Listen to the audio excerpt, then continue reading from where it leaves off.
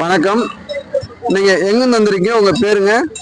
என் பேர் வசந்த பிரியா, வேலூர் மாவட்டம் தென்னிந்திய நுகர்வோர் மற்றும் மக்கள் உரிமை பாதுகாப்பு அறக்கட்டளையோட தலைவர். இன்னைக்கு 19/9/2024 விவசாயிகளின் இயற்கை வளம் காப்பதற்காக இன்னைக்கு ஒரு காத்திருப்பு போராட்டம் பனகல் மாளிகை சைதாப்பேட்டையில நடந்தது. என்ன கோரிக்கைன்னா, கல்குவாரினாலையும் இயற்கை வளங்கள் அழியறதுனால அதை பாதுகாக்க கோரி கோரிக்கை வைத்திருந்தாங்க. இப்ப கல்குவாரினால என்ன ஆகுதுனாக்கா,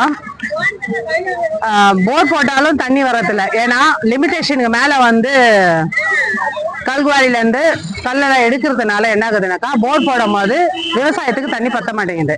விவசாயி தண்ணி பத்தலன்றது இல்லாம அங்க வெடி வைக்கிறதுனால என்ன ஆகுதுன்னா, கட்டின வீடு விவசாய நிலத்தை என்ன வருதோ அதை வச்சு ஏதோ ஒரு கூரையோ குடிசையோ ஒரு வீடை கட்டுறாங்கனாக்கா, அந்த வெடினால என்ன ஆகுதுன்னா வீடுங்கள்ல விரிசல் விடுது. விரிசல் விடுறது இல்லாம இந்த சவுண்ட்னால என்ன ஆகுதுன்னா, இதய நோயாளி குழந்தைங்க படிக்கிற பசங்களுக்கு கூட படிக்க முடியல. இதனால என்ன ஆகுதுனாக்கா, லிமிட் எல்லாத்துக்குமே ஒரு லிமிடேஷன் இருக்கு. சட்டம்ன்றது எல்லாருக்கும் காமன். சட்டத்தை மீறினன்றது ஒரு விவசாயியோ இல்ல ஒரு சட்டத்தை பத்தி தெரியாதவங்களையோ பொய் கேஸே போட்டு உள்ள தள்ளுறாங்க. ஆனா இது எல்லாருக்கும், அரசு ஊழியர்ல இருந்து அமைச்சர்ல இருந்து போர்டு தேர்லையும் தெரியுது, வாரிய தேர்லையும். ஆனா அவங்க மேல எந்த ஆக்ஷனும் எடுக்கிறது இல்ல. இதை என்ன குறிக்குதுனாக்கா, நாடு என்ன சுதந்திரம் வாங்கலையா என்னன்றது தெரியல.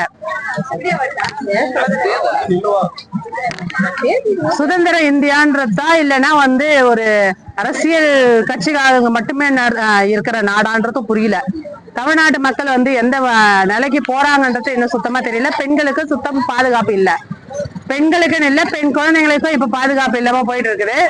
இது யார் தட்டி கேட்டாலும் அவங்க மேல பொய் கேஸ் போட்டு அரெஸ்ட் வாரண்ட் போகுது.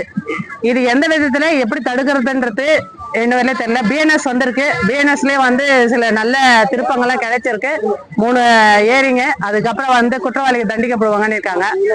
காத்திருந்து பார்க்கலாம். நீங்க மகளிர் அணியில் என்னவா இருக்கிறீங்க? தமிழக விவசாயிகள் பாதுகாப்பு சங்கத்துல வேலூர் மாவட்ட செயலாளராக போட்டிருக்காங்க. நன்றிங்க.